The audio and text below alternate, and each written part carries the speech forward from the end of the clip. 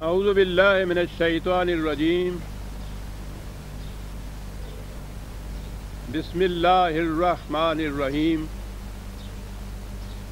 عزیزان من، آج جون 1982 کی 4 تاریخ ہے اور درس قرآن کریم کا آغاز سورہ الحجرات کی آیت 14 سے ہو رہا ہے، 49/14۔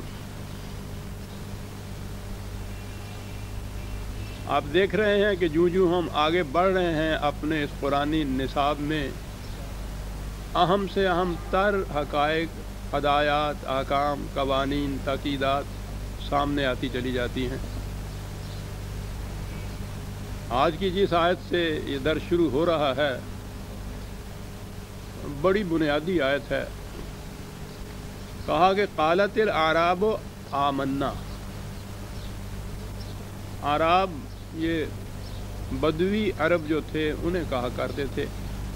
حضری یا شہری تو بہت تھوڑے سے تھے، شہری کون سے تھے وہاں، اور ان میں بہت تھوڑی آبادیاں تھیں، اور باقی ساری آبادی جتنی بھی تھی، اور وہ بھی بڑی سکیٹرڈ آبادی ہوتی تھی، لیکن وہ بہرحال صحرا نورد، خانہ بدوش، بدوی ان پہ مشتمل تھی۔ عام طور پہ انہیں اعراب کہا جاتا تھا۔ تو یہ بھی اسلام کے احاطے میں داخل ہو گئے، ابھی یوں ہی کہیں گے۔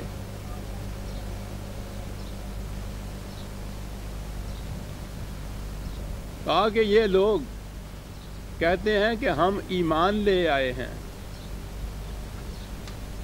قل لم تؤمنوا، ان سے کہو کہ نہیں، تم ایمان نہیں لائے۔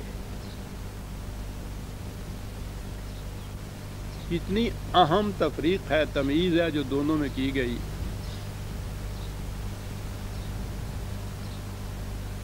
ہمارے ہاں والی بات ہوتی تو وہ تو یہ ہے کہ کوئی بھی غیر مسلم آتا ہے، مسجد میں بیٹھتا ہے، مولوی صاحب اس کو کلمہ پڑھا دیتے ہیں، 6 کلمے پڑھا دیں، ایمان کی صفت پڑھا دیں، یا 1 آدھ کلمہ ہی صحیح، تو اس کے بعد اس کا نام بدل دیتے ہیں تو وہ مسلمان ہو جاتا ہے، ایمان لے آتا ہے۔ یہاں وہ کہتے ہیں کہ ہم تو ایمان لے آئے، اور ظاہر ہے کہ اس قسم کی کوئی چیز جو اگر ہوگی تو ہوتی ہوگی، لیکن وہ تو ایمان ہی کچھ اور ہوتا تھا۔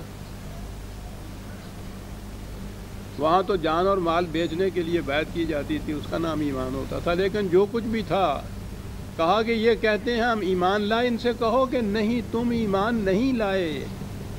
وَلَٰكِنْ قُولُوا أَسْلَمْنَا، تمہیں یہ نہیں کہنا چاہیے کہ ہم ایمان لے آئے ہیں، تمہیں کہنا یہ چاہیے کہ ہم نے اس مملکت کے سامنے سر تسلیم خم کر دیا ہے، سرنڈر کر گئے ہیں، ہم اس کے سامنے جھک گئے ہیں، اس کی اطاعت اختیار کر لی ہے۔ اسلمنا،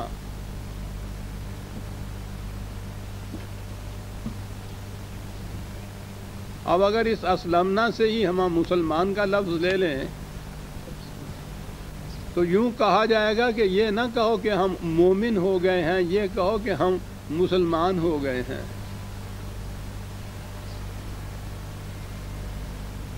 کیوں نہیں یہ ایمان، کیوں نہیں تم لائے، کیوں نہیں تسلیم کیا جا رہا تمہارا ایمان جو ہے، کیوں کہا جا رہا ہے کہ ایسا مت کہو، تم ایمان نہیں لائے؟ وہ جی ان لوگوں سے دیکھیے، آواز شاید نہیں وہاں جا رہی، تو ایسا پیچھے تکیے، وہ کچھ کہہ رہے ہیں۔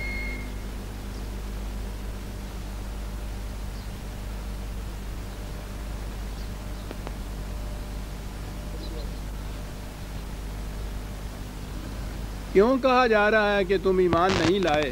اب بھی نہیں ہے وہاں آواز جا رہی۔ اس لیے کہ وَلَمَّا يَدْخُلِ الْإِيمَانُ فِي قُلُوبِكُمْ، ایمان تمہارے دل کی گہرائیوں میں نہیں اترا۔ اب یہ فرق سامنے آ گیا۔ ایک ایمان ہے کہ جو زبان سے اقرار کر لیا جاتا ہے، میں ذرا آگے چل کے بتاؤں گا، یوں ہی لفظوں کو دہرانا ہی نہیں، بلکہ اگر سمجھ سوچ کے بھی یہ لفظ دہرا دیے جائیں تو اگلی شرط اگر پوری نہیں ہوتی، ایمان کا دل کی گہرائیوں میں اترنا، اسے قرآن ایمان تسلیم نہیں کرتا۔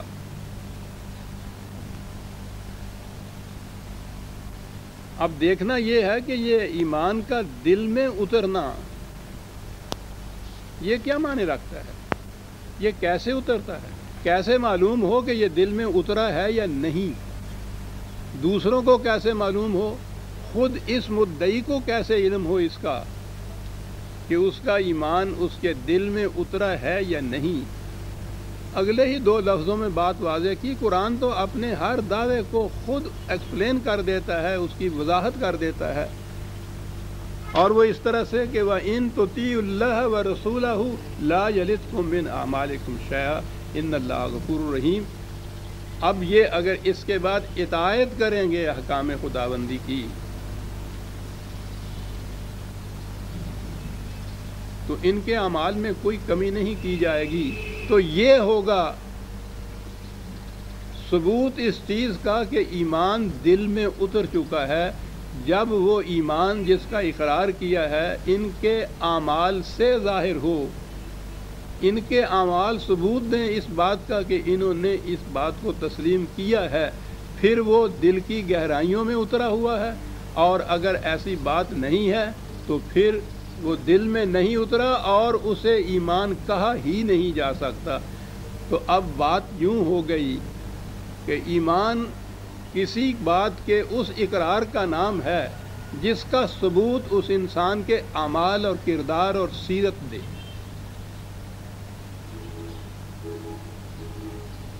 اگر اس کی تصدیق اس کے اعمال سے نہیں ہوتی تو اسلمنا والی بات تک تو وہ ٹھیک ہوگا، مسلمان قوم کا ایک فرد بن جائے گا، وہ مومن نہیں ہوگا، اسے صاحب ایمان تسلیم نہیں کیا جا سکے گا۔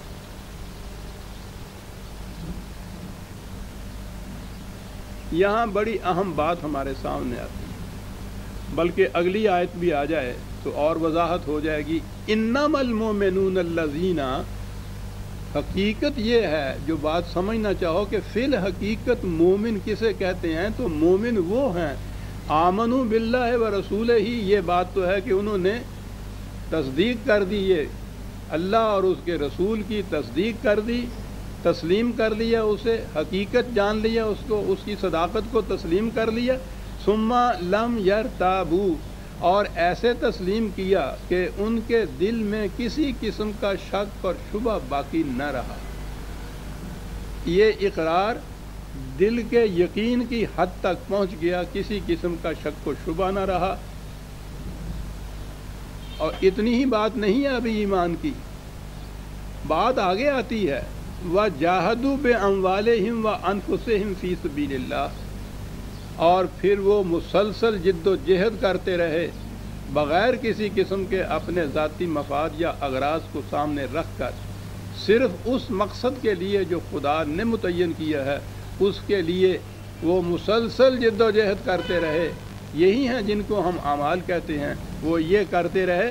کہا اولئک ھم الصادقون، یہ ہیں جو اپنے دعوی ایمان میں سچے ہیں۔ بڑی اہم بات یہاں سامنے آئی۔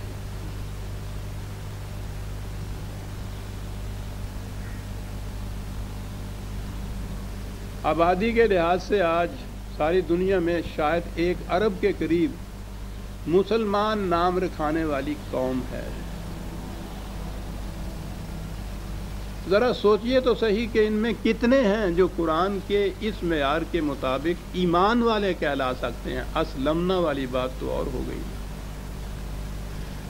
یہاں تو اسلمنا والی بات بھی نہیں ہے۔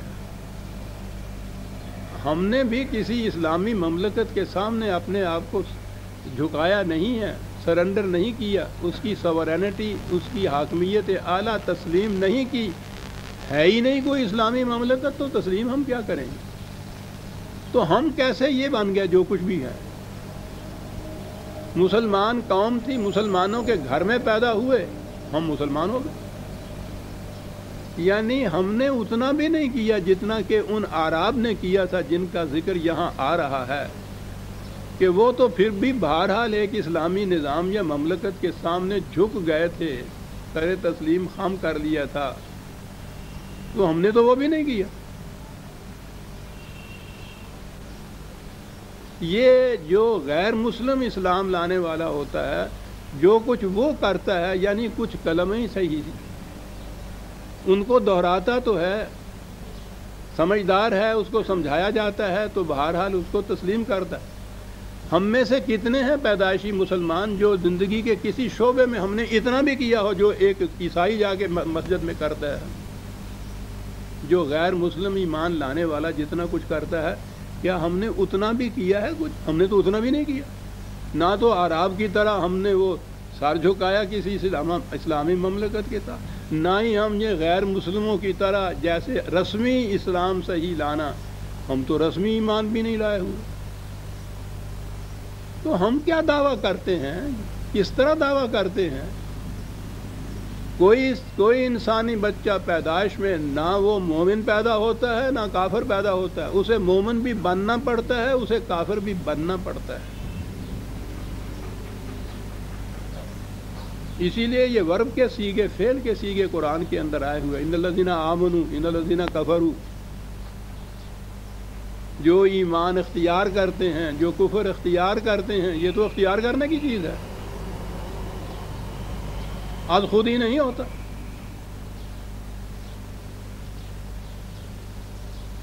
اب یہیں سے بات ہمارے سامنے آ گئی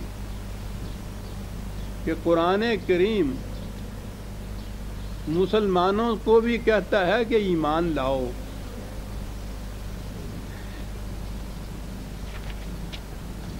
کچھ نئی سی باتیں نظر آئیں گی غالباً آپ کو، لیکن جس قسم کے اسلام اور ماحول اور معاشرے میں ہم رہتے ہیں اور صدیوں سے رہتے چلے آ رہے ہیں، اس میں قرآن کی باتیں تو نئی نظر ہی آئیں گی. 4/136 نسخے ہیں قرآن کے تو سامنے نکال لیجئے، ورنہ غور سے سنیے، الفاظ ہی سے تو بات چلے گی. یا ایھا الذین آمنوا آمنوا باللہ ورسولہ والکتاب الذی نزل علی رسولہ. یا ایھا الذین آمنوا مخاطب کی تخاطب ہے، خطاب کیا ہے یہ کہتے ہوئے یا ایھا الذین آمنوا. تو گویا یہ کسی ہندو کو، سکھ کو، عیسائی کو مخاطب نہیں کیا گیا، مخاطب کیا گیا ہے انہیں جن کا دعویٰ یہ ہے، یوں کہہ لیجئے ہم مسلمانوں کو مخاطب کیا گیا ہے. یوں بات سمجھ میں آ جائے گی. مخاطب کر کے کہا کیا گیا ہے؟ آمنوا باللہ ورسولہ والکتاب الذی نزل علی رسولہ. اے ایمان والو یوں کہو، اے مسلمانوں یوں کہو، ایمان لاؤ تم اللہ پر، اس کے رسول پر اور اس کتاب پر جو اس نے نازل کی. ہم سے کہا جا رہا ہے. یہ کچھ پڑھنے کے بعد بھی کبھی ہم کھڑے ہو کے ہم نے سوچا کہ یا ہمیں کچھ کہہ رہا ہے یہ کہ ایسا کرو، تو کچھ کیا اس کے بعد ہم نے؟ اس کی بھی تلاوت کر لی ہم نے. عزیزان مانو تو کہاں اٹھنے والی بات ہے؟ یا ایھا الذین آمنوا کہہ کے کہتا ہے آمنوا باللہ ہے. 4/136 ایک اور حوالہ، کیونکہ بڑے اہم مقامات ہیں. جتنی زیادہ قرآن کی سند اور تائید ملتی چلی جائے لیتی چلے جانا چاہیے. 57 57/58 نہیں، یہ 58 نہیں ہے آیت. میں آپ کو بتاتا ہوں کون سی ہے.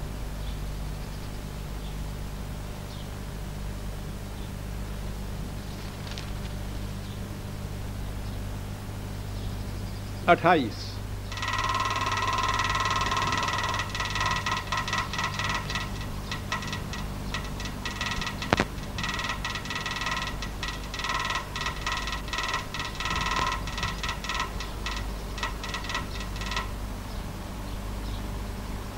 57/28 57/28. یا ایھا الذین آمنوا اتقوا اللہ. آمنوا پھر آیا، یا ایھا الذین آمنوا پھر ہے، مخاطب پھر ہم لوگ ہی ہیں، یا وہی جن کو کہا ہے اس نے یا ایھا الذین آمنوا. بہرحال ہم جب کہا جائے گا تو ہم مسلمان تو اپنے آپ کو کہیں گے نا.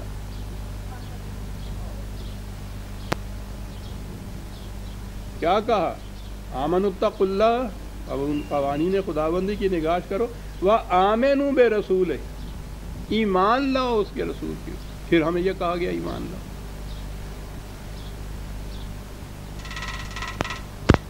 ہمیں الگ ہی نہیں کہا گیا، دوسروں کے ساتھ غیر مسلموں کے ساتھ ملا کے کہا گیا. یعنی اگر یہ بات یوں کہی جائے، اے عیسائیوں، اے یہودیوں، اے مسلمانوں ایمان لاؤ،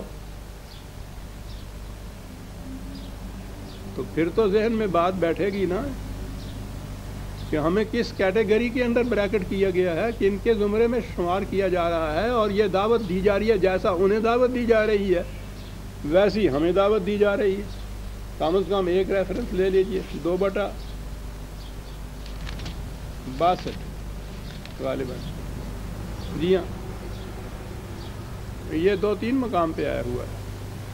ان الذین آمنوا والذین ہادوا والنصارى والصابئین. ان الذین آمنوا تو پہلے وہی آیا. سمجھ میں نہیں آتی کہ ان کا ترجمہ کر کے کیا بتائیں. وہ لوگ جو ایمان لائے، یعنی ہمیں کہا جا رہا ہے کہ مسلمان، یہودی، نصرانی، ستارہ پرست، صابئین، من آمن باللہ والیوم الآخر وعمل صالحا فلہم اجرہم عند ربہم لا خوف علیہم ولا ہم یحزنون. جو بھی ایمان لائے گا ان میں سے اور عمل صالح کرے گا تو اس کا نتیجہ یہ ہوگا. ان الذین آمنوا کہا ہے، والذین ہادوا کہا، والنصارى کہا، والصابئین کہا. یہی 3 ہی گروہ تھے اس زمانے میں عرب کے ارد گرد، یہودی، نصرانی اور یہ صابئین جو ستارہ پرست جن کو کہتے تھے. یہی غیر مسلم تھے. قریش کو تو مشرکین میں شامل کیا قرآن نے، وہ تو الگ ایک گروہ تھا. یہی تھے اہل کتاب جو مدعی تھے اس بات کے کہ ہم خدا کی کتاب پہ ایمان لائے ہوئے ہیں. انہیں مخاطب کیا اور ساتھ جائیو ان الذین آمنوا بھی کہا، اور کہا کہ من آمن، جو بھی ان میں سے ایمان لائے گا اس کی کیفیت یہ ہوگی. عزیزان من، ہمارے ایمان کو تو وہ ایمان تسلیم نہیں کرتا. ٹھیک ہے، مسلمان قوم ہے ایک،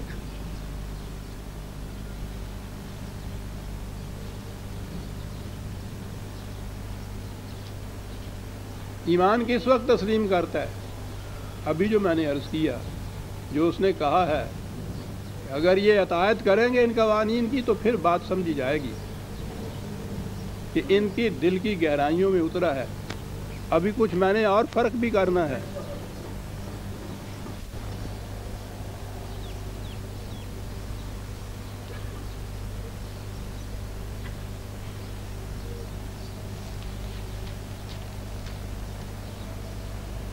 یعنی یہ زبانی اقرار جسے ہم کہتے ہیں، میں نے کہا کہ قرآن تو اس کو ایمان تسلیم ہی نہیں کرتا. وہ تو جس اقرار کا مظاہرہ، ثبوت، صداقت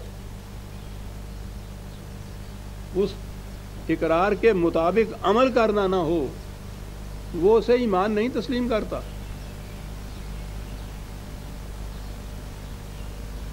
چھ بٹا 159 6/159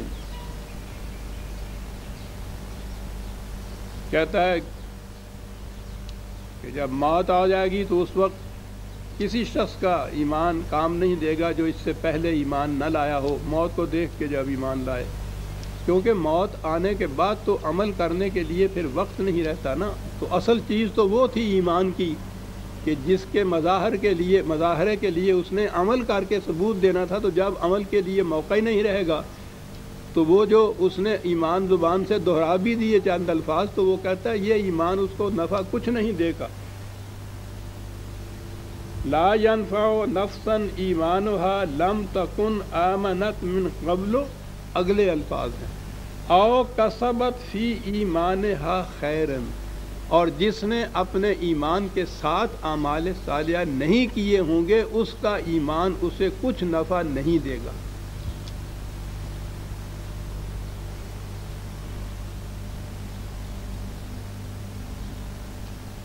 غور فرمایا آپ نے؟ ایمان کا دل کے اندر اترنا جو ہے یہ کیوں کہا گیا؟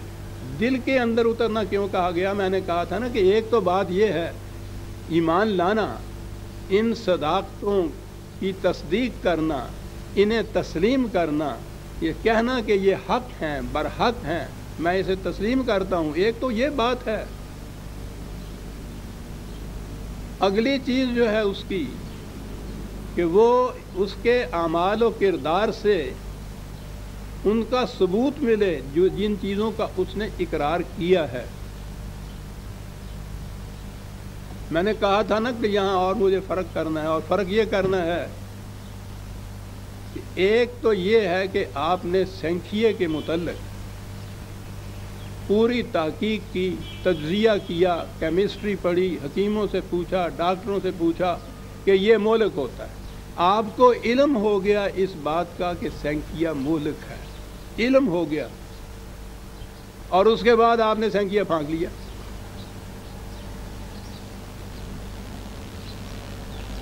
یہ علم ہونا آپ کا جو ہے سینکھیے کے مہلک ہونے کے متعلق، اس خالی علم ہونے میں نے تو کوئی کام نہ دیا آپ کو،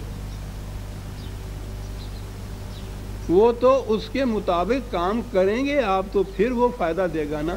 علم ہونا ضروری ہے۔ اگر آپ کو معلوم ہی نہ ہو کہ یہ جو پسی ہوئی چیز سفید سفید سی رکھی ہے اس شیشی میں وہ ہے کیا، اس کی خصوصیات کیا ہیں، وہ مہلک ہے یا مؤید حیات ہے، اگر آپ کو علم ہی نہ ہو تو آپ لا علمی میں سینکھیا پھانک جائیں گے۔ وہ اور بات ہوگی علم نہ ہو، اور اگر آپ کو علم ہو اور اس علم کے باوجود آپ سینکھیا پھانک لیں تو یہ علم ہونا، اس کا اقرار کرنا کہ سینکھیا مہلک ہے، ثابت کرنا تقریریں کر کر کے اور لکھ لکھ کے اور دلائل دے کے اور مناظرے کر کے کہ سینکھیا مہلک ہے، اور اس کے بعد سینکھیا پھانک لینا، یہ اقرار، یہ تسلیم، یہ آپ کو کچھ فائدہ دے گا اگر آپ نے سینکھیا پھانک لی؟ یہ ہے وہ چیز دل کے اندر اترنے کی چیز جسے کہا وہ نظر آیا کہ خالی دماغ سے یہ چیزیں جو ہیں ان کی تصدیق کر دینا، دلائل سے ان کے متعلق قائل ہو جانا، یہ چیز ضروری ہے لیکن یہ کافی نہیں ہے۔ اگلی بات ہے کہ اس کے مطابق عمل بھی کیا جا رہا ہے۔ شاید آپ کے دل میں یہ خیال گزرے کہ یہ کیسے ہو سکتا ہے کہ انسان ایک چیز کو بدلائل و براہین جانتا، بوجھتا، دیکھتا، بھالتا کہ وہ مہلک ہے، نقصان رساں ہے، اور پھر وہ اس کو پھانک لے اور اس کو کھا لے، اس کے مطابق کام کر لے، نقصان رساں کیسے کرے گا؟ عام طور پہ تو یہی کہا جاتا ہے کہ کوئی پاگل ہی ہوگا، کیونکہ پاگل کے متعلق کہتے ہیں نا کہ پاگل اپنا نفع نقصان بھی نہیں جانتا۔ لیکن یہ سارے ہی پاگل نہیں بس رہے ہیں آپ کے ہاں، یہ سب پگلا پن نہیں ہو رہا ہے۔ کون نہیں جانتا کہ ناجائز کمائی جو ہے وہ نقصان دہ اور ہلاکت انگیز ہے؟ بتائیے کون نہیں جانتا؟ یہ جاننا اسے کچھ فائدہ دے رہا؟ نہیں، بات نہیں سمجھ میں آئے گی۔ بات محسوسات سے سمجھ میں آتی ہے، ہمارے ہاں جائز اور ناجائز کی تو بات ہی اب سمجھ میں نہیں آتی۔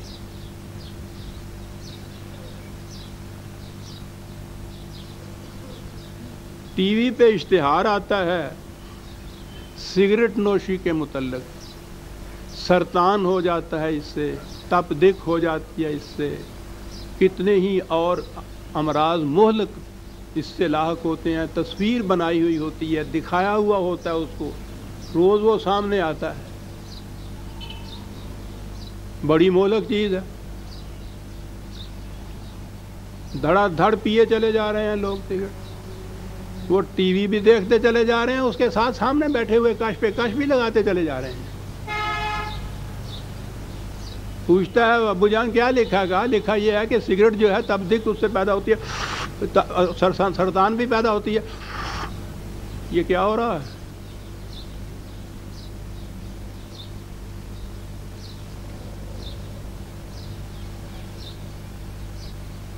ذرا سی بات آگے چل کے کہوں گا، نہیں وہ پہلے ہی کہہ دینی چاہیے۔ یہ تو یہ صاحب ہیں نا کہ جو یہ پڑھ بھی رہے ہیں، جان بھی رہے ہیں، شاید اس کے بعد ضرورت پڑے تو ثابت بھی کر دیں کہ اس کے اندر یہ زہر ہوتا ہے، یہ زہر ہوتا ہے، بڑا لمبا چوڑا لیکچر بھی دے دے، اور کش پہ کش بھی لگ رہا ہو۔ کیا ہو رہا ہے؟ یہ کیا ہو رہا ہے؟ جان رہا ہے، اقرار کر رہا ہے، جان رہا ہے۔ اگلی بات یہ ہے نا کہ دل کی گہرائیوں میں نہیں اترا۔ کیا بات ہے کہ کیا نہیں اترا؟ وہی جو میں کہا کرتا ہوں، غالب بڑا بے باک تھا۔ جانتا ہوں ثواب طاعت و زہد، جانتا ہوں، پر طبیعت ادھر نہیں آتی۔ جاننا ہی کافی نہ ہو گیا۔ آپ نے دیکھا کہ دماغ میں اترنا اور دل میں اترنا، اس میں کتنا فرق ہے۔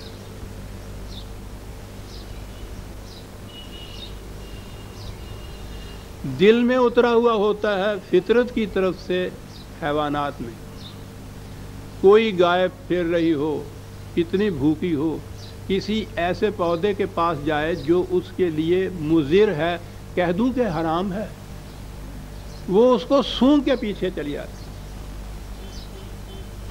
نہیں منہ مارتی۔ بھوکی ہے، بھوک برداشت کر لے گی، لیکن اسے نہیں نکلے گی۔ اگر کوئی ایسا پانی ہے کہ جو اس کے لیے مضر ہے، پیاس لگ رہی ہے، جا رہی ہے دوڑتی ہوئی پانی کی طرف، پانی کے کنارے آپ نے شاید دیکھا ہو، ہم تو گاؤں والے لوگ، ہمیں تو پتہ ہے، جوہر کے کنارے کھڑے ہو کے پانی کے قریب جا کے سونگ کے پیچھے ہٹ جاتی۔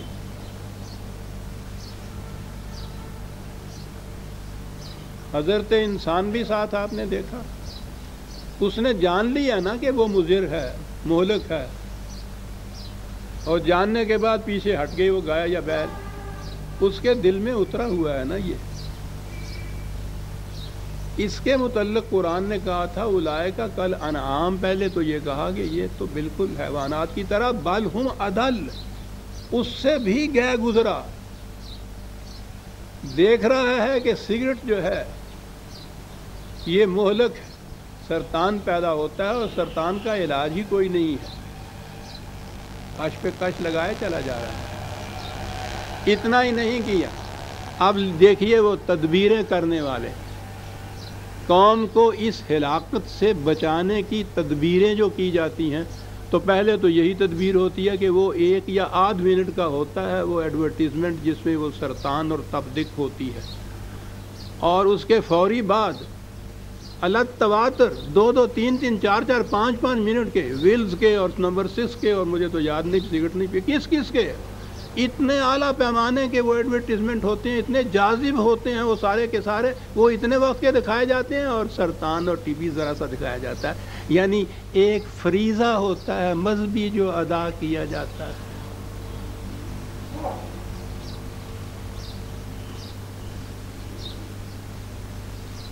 کہا کہ نہیں صاحب اتنی بات کافی نہیں ہے، ہمارا فریضہ ہے، محکمہ ہے صحت کا، منسٹری ہے ہیلتھ کی، اور وہ تو ایک یو این او میں بھی ایک ہیلتھ کی ہے،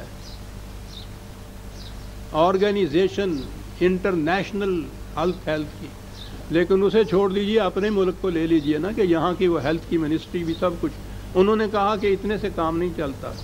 کیسے کام چلے گا؟ سگریٹ کی ڈبیا کے اوپر لکھ دینا چاہیے پوائزن۔ کیا بات؟ یقینی نہیں کہتا، بس شاید میرا خیال ہے ہر سگریٹ کے اوپر بھی شاید لکھا ہوتا ہے، لیکن وہ بہرحال ڈبیا کے اوپر قانوناً یہ ضروری قرار پا،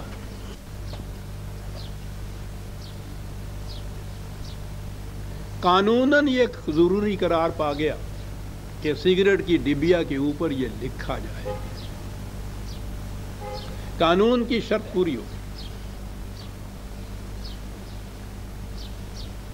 ہر پڑھنے والے نے پڑھ لیا کہ پوائزن ہے، اور پوائزن کے بعد ڈبیا کھولی، کش لگانے شروع کر دیے. لیبیا پہ پائزن بھی لکھا جا رہا ہے اور دھڑا دھڑ کارخانے کھل رہے ہیں سگریٹ بنانے کے.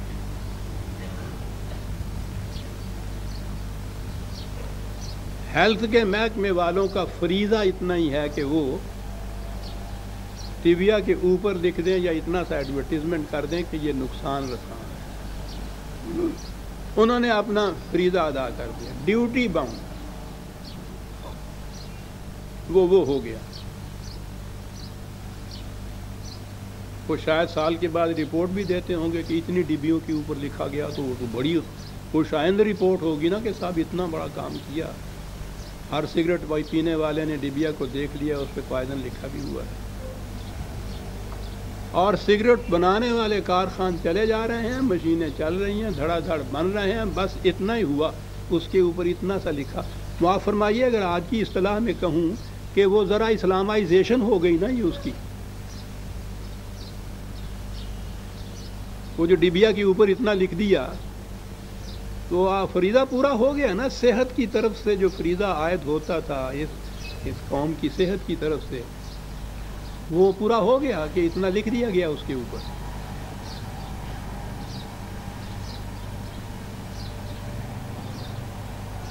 اب بات سمجھ میں آئی کہ وہ ہم سے کیوں کہہ رہا ہے کہ ایمان لاؤ, اور ایمان کے متعلق کہا ہے کہ ایمان وہ ہے جو دل کی گہرائیوں میں اتر جائے, اور اس کا ثبوت یہ ہے کہ جس چیز سے روکا گیا ہے اس سے رک جاؤ, جو کرنے کو کہا گیا ہے اسے کرو.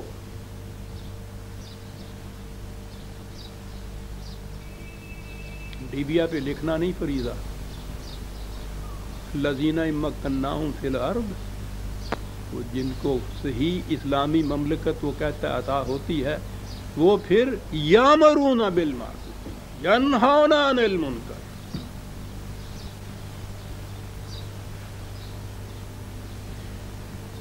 حکمن روکتے ہیں ہر منکر, حکمن تعمیل کراتے ہیں ہر معروف کی.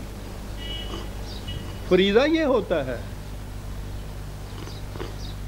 عزیزان من, مذہب اور دین میں فرق یہ ہے. مذہب میں یہ ہدایات جو ہیں واعظ کی حیثیت اختیار کر دیتی ہیں, ڈبیوں پہ لکھا جاتا ہے, پڑھ دیا جاتا ہے.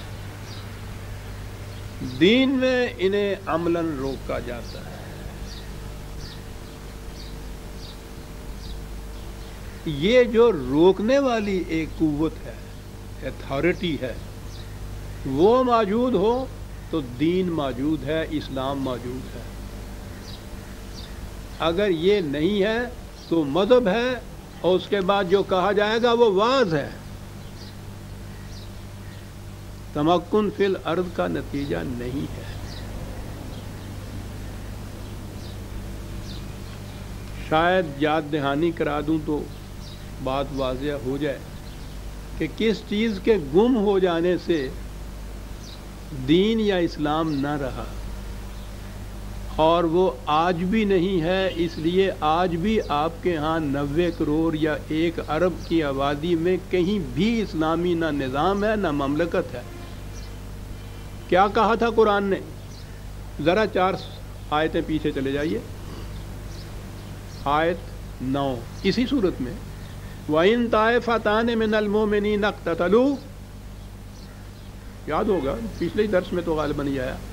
اگر مسلمانوں کے کوئی 2 گروہ آپس میں الجھ پڑیں, جنگ پہ بھی اتر آئیں, یعنی ایک تو اس نے کہا ہے کہ کسی ایک مومن کا قتل بھی عمدن جو ہے جہنم میں لے جاتا ہے انسان کو, وہ تو بتایا قرآن نے اس کو روکنے کے لیے. لیکن اگر اس کے باوجود کوئی گروہ جو ہیں وہ اگر الجھ پڑیں آپس میں, جنگ پہ آمادہ ہو جائیں, تو پھر فَأَصْلِحُوا بَيْنَهُمَا.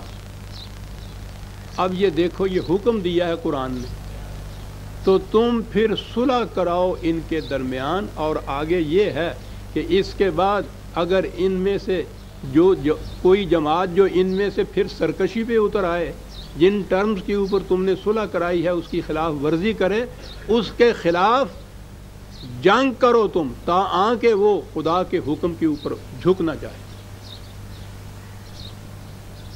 یہ کون ہیں جن سے کہا گیا ہے فَأَصْلِحُوا بَيْنَهُمَا؟ عزیزان من, یہ مقام ہے غور طلب کس سے کہا گیا ہے یہ؟ وہ دو جماعتیں تو ہو گئی نا، طائفتان من المؤمنین اقتتلوا، مومنوں کی، مسلمانوں کی دو جماعتیں آپس میں الجھ پڑی، لڑ پڑی۔ یہ جو فاصلے ہوئے ہے یہاں دیکھیے متعین طور پہ کسی کو نہیں کہا گیا، وہ اس لیے نہیں کہا گیا کہ یہ تو ساری امت کا یہ فریضہ تھا، امت کو اس پوزیشن میں ہونا چاہیے تھا کہ اتھارٹیٹیولی مرکز ان کا، مملکت ان کی، حکومت ان کی، وہ اس پوزیشن میں ہونی چاہیے کہ اگر کہیں ایسی بات ہو گئی ہے فوراً ان کو وہ روک دے، ان میں صلح کرائے۔ اور پھر اتنی اتھارٹی اور اتنی قوت ہونی چاہیے کہ اگر کوئی اس کے بعد اس سے زیادہ کوئی کسی قسم کی سرتابی کرتا ہے ان میں سے، تو اس کے پاس یہ قوت ہونی چاہیے کہ اس کی گردن مروڑ کے رکھ دے۔ یہ کیا چیز تھی جس کو یہ حکم دیا گیا ہے؟ میں نے عرض کیا تھا نا کہ قرآن کے زمانے میں اصطلاحات یہ جو تھی نا کہ مملکت اور حکومت اور فوج، یہ اصطلاحات قرآن نے استعمال نہیں کی، اور یہ نہیں کہ تھی نہیں، میں یہ کہوں گا کہ اگر وہ چاہتا تو اپنی اصطلاحات اور وضع بھی کرتا، ضرورت اس لیے نہیں تھی کہ اس نے مملکت یا سلطنت پوری امت کی قرار دی ہے، اس لیے جب اس نے فاصلے ہو کہا ہے تو پوری امت سے یہ کہا ہے۔ یہ استثنائی بات ہے جو دو گروہ لڑ پڑے ہیں آپس میں، پوری امت کا ایک نظام جسے آپ اسلامی مملکت کہیں گے، ایک مرکز اس کا جو یہ فیصلہ کرے گا کہ یہ لڑ پڑے ہیں اور ان کے اندر جا کے صلح کراؤ، ان ٹرمز کے اوپر صلح کراؤ، اور پھر وہ دیکھے گا کہ اس کی پابندی یہ کرتے ہیں یا نہیں، اور جو پابندی نہیں کرے گا اس کے پاس اتنی قوت ہوگی کہ اس کی گردن مروڑ دے۔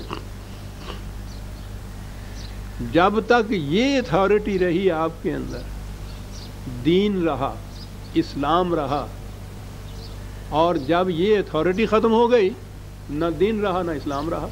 2 سال سے میں نے پچھلی دفعہ بھی کہا تھا، یا اس سے بھی زیادہ عرصہ ہو گیا نا، 2 گروہوں میں لڑائی نہیں ہو رہی، 2 مملکتوں میں لڑائی ہو رہی ہے مسلمانوں کی۔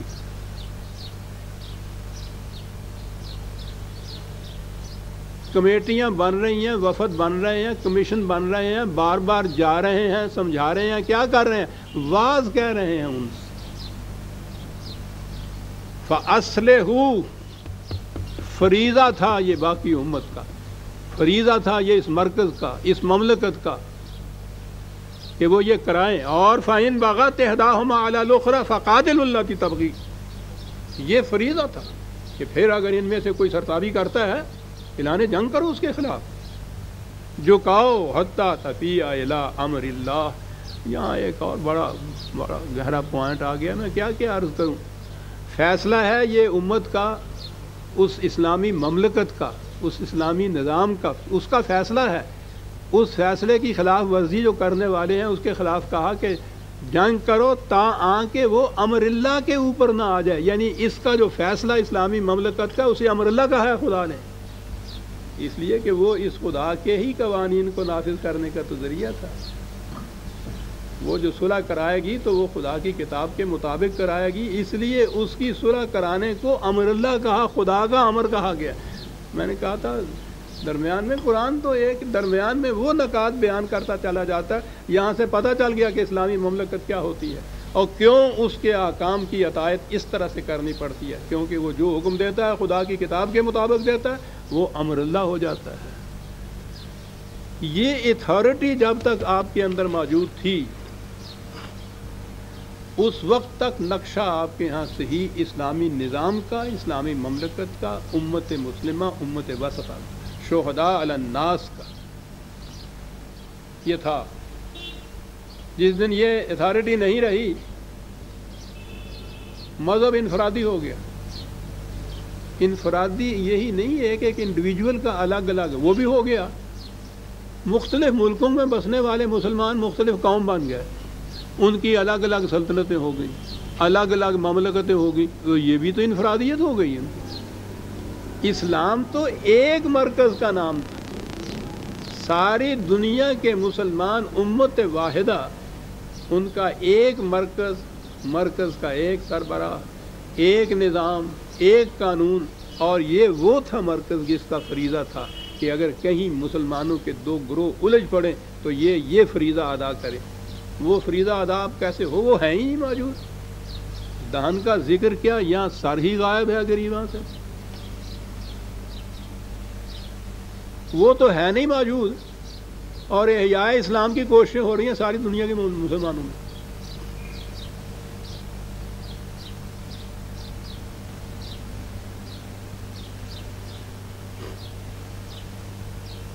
مذہب کا احیاء تو ٹھیک ہے، یہ کرتے چلے جائیں گے، دین کا احیاء تو نہیں ہوگا، وہ تو اسی صورت میں ہوگا کہ ایک مرکز ہو اور وہ مرکز بنے اس اصول کے اوپر کہ من لم یحکم بما انزل اللہ فاولئک هم الکافرون، خدا کی کتاب کے مطابق حکومت قائم نہیں کی جائے گی تو ان کو کافر کہا جائے گا۔ خدا کی کتاب کے مطابق حکومت کرنے والی اتھارٹی، اور پھر پوری آہستہ آہستہ، یہ ٹھیک ہے کہ آج کے جس دور میں ہم گزر رہے ہیں، صدیوں سے انتشار ہے، خلفشار ہے، تفرقہ ہے، اختلافات ہیں، امت ٹکڑے ٹکڑے ہو گئی ہے، وقت لگے گا، لیکن مطمع نگاہ، مقصود بالذات، منزل اخری، وہ وہی ہوگا کہ پوری امت ہوگی، اس کی ایک مملکت ہوگی، ایک ضابطۂ قانون ہوگا، وہ خدا کی کتاب ہوگی، ایک اتھارٹی ہوگی جو ان میں آپس میں صلح بھی کرائے گی، ان کے معاملات کو بھی طے کرے گی، پھر اسلام کا احیاء ہوگا، ہر فیصلہ خدا کی کتاب کے مطابق۔ جی، لما یدخل الایمان فی قلوبکم، غور فرما لیا کہ پہلے تو زبان سے اقرار کرنا، ہم نے تو وہ بھی نہیں کیا کبھی، اور میں کہا کرتا ہوں نا کہ کبھی کبھی ہمارے پرانے زمانے میں تو کم از کم شادی نکاح کے وقت تو وہ کلمے 4 پڑھا لیا کرتے تھے، وہ ہوئے اس قدر مہذب، وہ بھی گیا آیا، وہ فارم پہ دستخط کر دیجئے، معاملہ ختم، یعنی اس مصیبت سے بھی بچ جاتا ہے یہ دلہا بیچارہ۔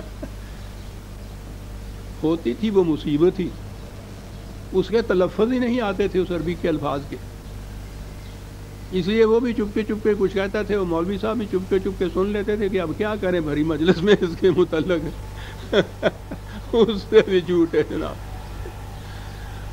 سوچئے کہ ہم نے کبھی اقرار بھی زبان سے یہ کیا ہے اس ایمان کا، یعنی کم از کم جو پہلی شرط ہوئی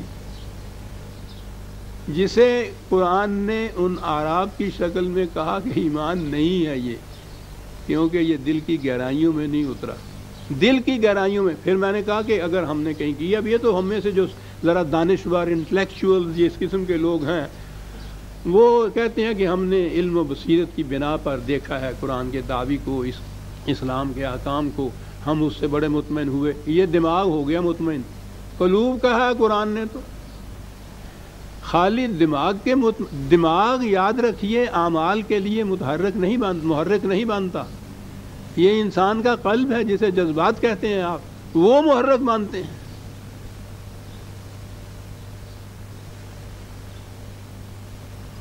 خرد نے کہہ بھی دیا لا الہ تو کیا حاصل، دل و نگاہ مسلمان نہیں تو کچھ بھی نہیں، یہ ہے وہ دل کے اندر جب بیٹھ جائے، گائے کے دل میں بیٹھا ہوا ہوتا ہے کہ یہ پودا میرے لیے مضر ہے، مار دو اس کو، جان نکال دو، وہ کبھی نہیں کھائے گی اس کو، یہ ایمان ہے۔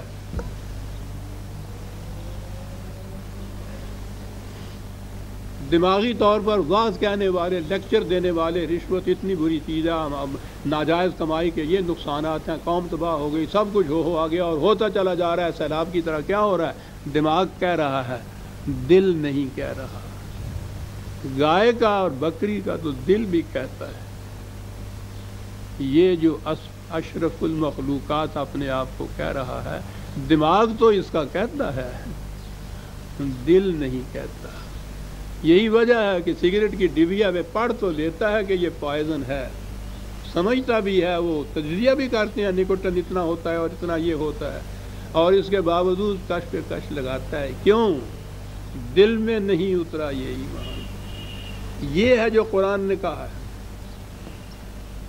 بات ایک اور اہم ہے، ابھی عزیزان ایمان، وقت جلدی ہو جاتا ہے۔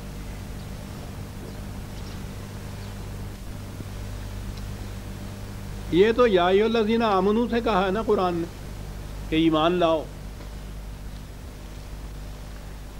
بعض مقامات ایسے ہیں جہاں بڑی گہرائی میں کھڑے ہونا پڑتا ہے، سوچنا پڑتا ہے کہ یہ چیز کیا آ گئی۔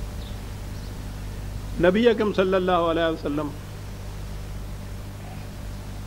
وحی حضور پہ نازل ہوئی، حضور نے یہ وحی باقی انسانوں کو دی، اور سب سے پہلے وہ وحی نازل ہوئی آپ پہ اور آپ نے آگے دی رسول کے متعلق۔ کبھی ہمارے آپ کے ذہن میں یہ بات بھی آ سکے گی جو خدا کہہ رہا ہے؟ کیا کہہ رہا ہے؟ آمن الرسول بما انزل الیہ من ربہ والمؤمنون، رسول بھی ایمان لاتا ہے اپنی وحی کے اوپر۔ اللہ اکبر!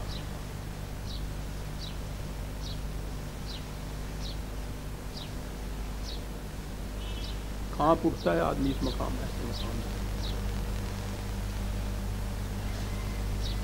یہی کہا نہیں گیا۔ ویسے تو خدا کی یہ شہادت بہت بڑی شہادت تھی، اس میں کسی قسم کا شبہ کیا تھا؟ رسول بھی ایمان لاتا ہے اپنی وحی کے لیے۔ اور دوسرے مقام پہ یہ کہا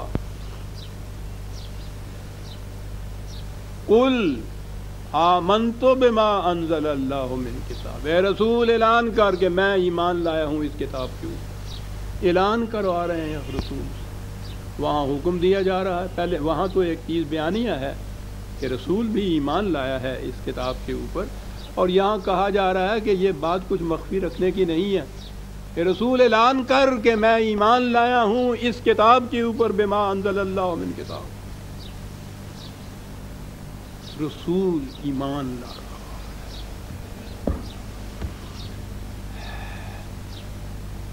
ذرا توجہ سے سننا کا موڈ ہوں تو میں عرض کروں گا، کیونکہ یہ بات تو بڑی اہم ہے۔ رسول جو وحی دے رہا ہے ساری دنیا کو، اس کے متعلق پہلے کہا وہ ایمان لاتا ہے، اور کہا کہ اعلان کرو کہ میں ایمان لایا ہوں اس کے اوپر۔ رسول ایمان کیا لاتا ہے؟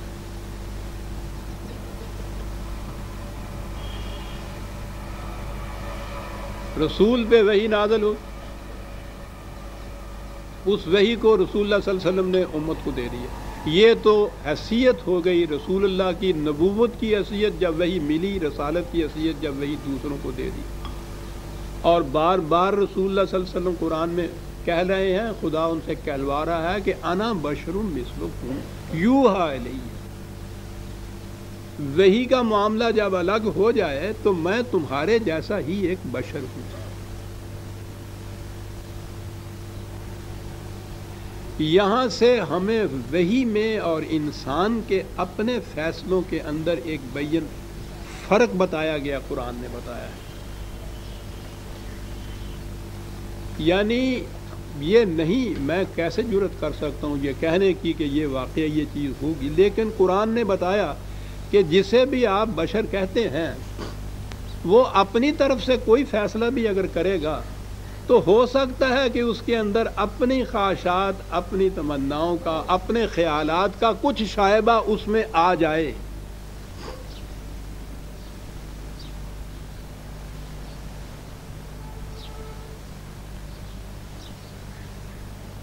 بڑے سے بڑا مفکر، بڑے سے بڑا مصلح، بڑے سے بڑا دانشور، بڑے سے بڑا انٹلیکچوئل، کسے باشد اگر وہ بشر ہے تو یہ امکان ہے کہ جو چیز اس کے دل میں سے ہو کے گزرے، دل کی رنگینی کا کوئی شائبہ اس کے اندر امکان ہے کہ اس میں آ جائے۔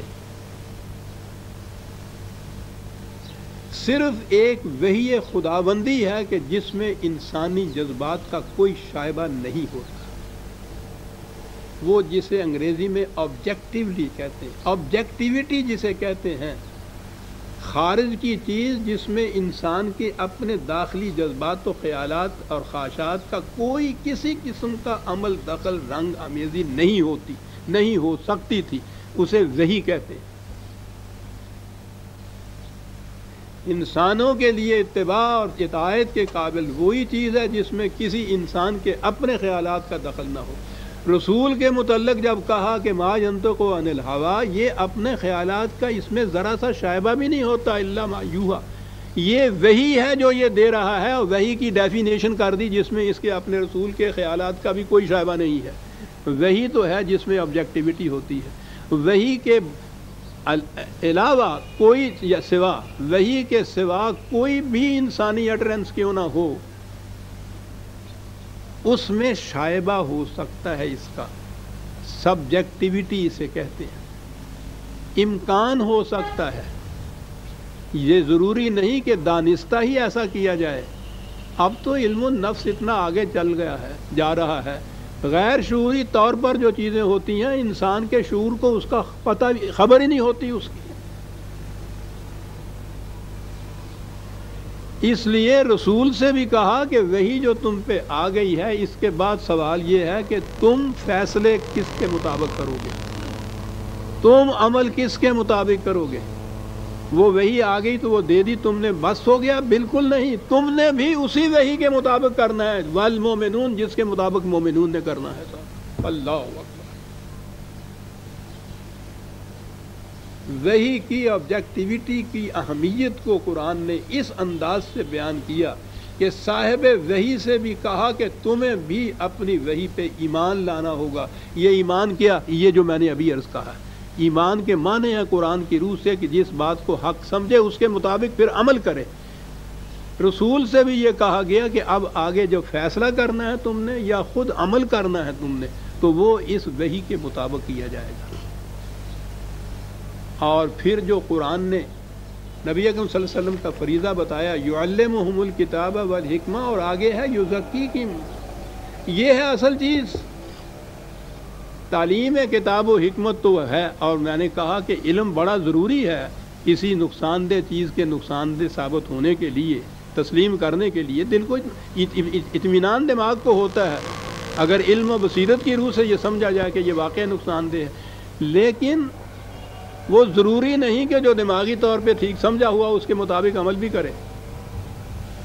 عمل تو آگے ہوتا ہے، جسے کہا کہ وہ دل کے اندر اترنے والی بات جو ہے وہ یہ چیز ہو.